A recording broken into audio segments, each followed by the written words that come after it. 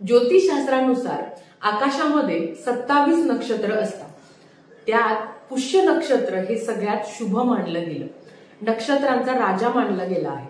आणि जेव्हा हे पुष्य नक्षत्र गुरुवारी येतं तेव्हा गुरुपुष्यामृत योग तयार होतो. 2024चा शेवटचा गुरुपुष्यामृत योग येत्या 21 तारखेला आहे, म्हणजेच 21 नोव्हेंबर वार गुरुवार ह्या दिवशी आहे.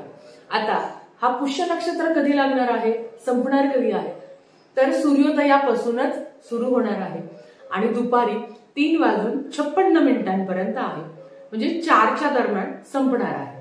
आता सूर्याने पाहिलं आहे, पण ज्या काही वातीच्या सेवा करायच्या असतात तर पहिल्या दिवशी पुष्य नक्षत्राच्या योगावरच त्या करायच्या असतात. आता आजच्या व्हिडिओमध्ये आपल्याला काय करायचं काय नाही ते आपण बघणार आहोत. तर चला व्हिडिओला सुरुवात करूया. नमस्कार सर्वांना, श्री स्वामी समर्थ. तुम्हा सर्वांचं आपल्या चॅनलमध्ये खूप खूप मनापासून स्वागत. आता पुष्य नक्षत्र हा 4च्या दरम्यान संपणार, म्हणजे 3:30 नंतर समाप्ती होणार आहे. आता तुम्हाला काय करायचं आहे, ज्या सेवा मी सांगणार आहे, ज्या तुम्हाला करणं शक्य होणार आहे त्या आवर्जून करावा.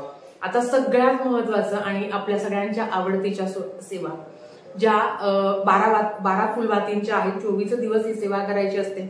ज्यांना ही सेवा करायची आहे आणि त्याचा अनुभव खूप स्वामी भक्तांना आला आहे, तुम्ही पण करा. श्रद्धेने कुठलीही सेवा केली तर त्याचा अनुभव आपल्याला येतच असतो. ही सेवा काय करायची आहे, आता ताई आम्ही ही सेवा करतो, ती सेवा करतो, त्याच्यामध्ये ही सेवा ऍड करू शकता. हो, तुम्ही कुठली सेवा करत असाल तरी तुम्ही ही सेवा करू शकता. पहिल्या दिवशी एक फुलवात घ्यायची. आता त्या सेवेमध्ये असं सांगितलं आहे की चांदीची निरंजन असावी. आता चांदीची निरंजन नाही मग कुठली चालत नाही का, घरात कुठलीही अगदी पंती जरी असेल तरी सुद्धा शुद्ध गाईच्या तुपाची फुलवात माहिती आहे, शुद्ध गाईच्या तुपाचं. आता घरात शुद्ध गाईचं तूप नसेल तर साधं तूप असलं तरी हरकत नाही. तुम्हाला सकाळी ते 3:30च्या दरम्यान 3:36 संपणार आहे. 3:30च्या दरम्यान तुम्हाला सेवा करायची आहे. सेवा कोणीही करू शकतो, कोणीही सेवा करू शकतो. अर्थात ज्यांना मासिक धर्माचा पहिला, दुसरा, तिसरा, चौथा दिवस आहे त्यांना करता येणार नाही, मग त्यांनी कोणाकडनं तरी करून घ्या. हे 2-3 दिवस तू सेवा कर बाबा, नंतर मी कंटिन्यू कर. घरातलाच व्यक्ती, मग तो मुलगा असो, मुलगी असो, सासू सासरे असो, दीर जाव असो किंवा नवरा असो, त्यांच्याकडनं तुम्ही सेवा करू शकता. पहिल्या दिवशी एक फुलवात लावायची. त्याच्याबरोबर आपल्याला ज्या सेवा करायच्या, 1 वेळा व्यंकटेश स्तोत्रम, 1 वेळा श्री सुक्तम, 16 वेळा विष्णू गायत्री मंत्र, 16 वेळा लक्ष्मी गायत्री मंत्र, 16 वेळा कुबेर मंत्र, 16 वेळा नवार्णव मंत्र आणि 1 माळ श्री स्वामी समर्थ मंत्रांची करायची आहे.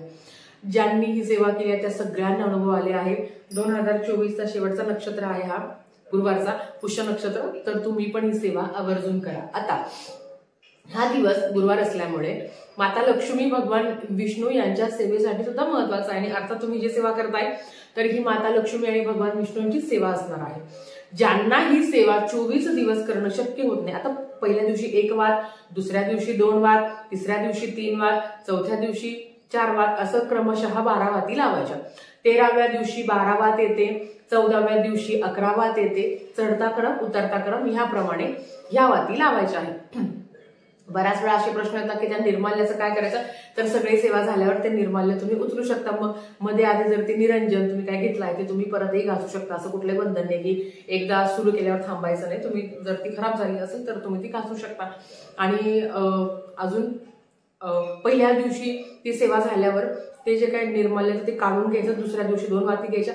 या पद्धतीने सेवा तुम्हाला करायची. आता बऱ्याच जणांना या सेवेबद्दल माहिती आहे. आता अजून एक की हा दिवस माता लक्ष्मी आणि भगवान विष्णूंच्या सेवेसाठी सुद्धा समर्पित केलेला आहे.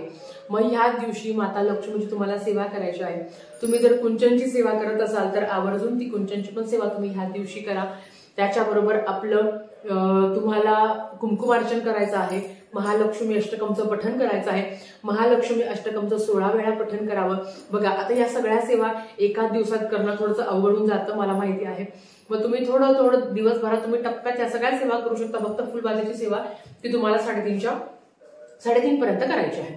मग बाकीच्या सेवा तुम्ही काही श्रवण करू शकता, काही पठण करू शकता. ज्यांना इच्छा आहे व्यंकटेश स्तोत्रमचं 21 वेळा पठण करावं त्यांनी सकाळ, दुपार, संध्याकाळ, रात्र कधीही तुम्ही करू शकता. व्यंकटेश स्तोत्रमची सेवा झाल्यावर विष्णू सहस्त्रनाम ऍटलिस्ट तुम्ही श्रवण कधीतरी करा. युट्यूबला लावून द्या. घरात काम करता करता तुमच्या मुखात ते येईल. त्याच्याबरोबर घरातलंही वातावरण तेवढं चांगलं राहील. जेव्हा मंत्र स्तोत्र घरात पठण केले जातात तेव्हा त्याचं खूप जास्त सकारात्मकता आपल्या घरातही आपल्याला बघायला मिळते. म्हणून ह्या सेवा तुम्ही दिवसभरात कधीही करू शकता. महालक्ष्मी अष्टकम, महालक्ष्मी स्तोत्रम, श्री सूक्तम, तुम्हाला जेवढ्या सेवा अगदी 1दा 3दा 5दा, विष्णू गायत्री मंत्र, लक्ष्मी गायत्री मंत्र, त्याच्याबरोबर महालक्ष्मी अष्टकम, जेवढ्या सेवा तुम्हाला 1दा 3दा, तुम्हाला किती पण वेळा जेवढ्या करता येईल तेवढ्या करा. असं म्हटलं जातं की ह्या दिवशी भगवान विष्णू आणि माता लक्ष्मीची जर एकत्रित सेवा केली तर नक्कीच त्यांचा आशीर्वाद आपल्यावर प्राप्त होतो.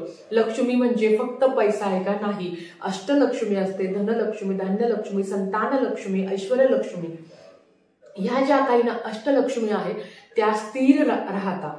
म्हणून ही सेवा तुम्ही करू शकता. आता ह्या सगळ्या सेवा करू ज्यांना करायच्या आहे त्यांनी आवर्जून करा. सेवा चुकवू नका. थोड्या थोड्या अंतराने तुम्ही दिवसभरात ही सेवा करू शकता. आता ह्या दिवशी गुरूंची सुद्धा सेवा करायला खूप जास्त महत्व आहे आणि आपल्यालाही त्या करायच्या आहे. आता गुरूंची सेवा म्हटलं तर तुम्ही जे काही तुमचे 11 गुरुवार चालू ते तुमच्यात जर असेल तर तुमच्याकडनं ती सेवा घडणार आहे.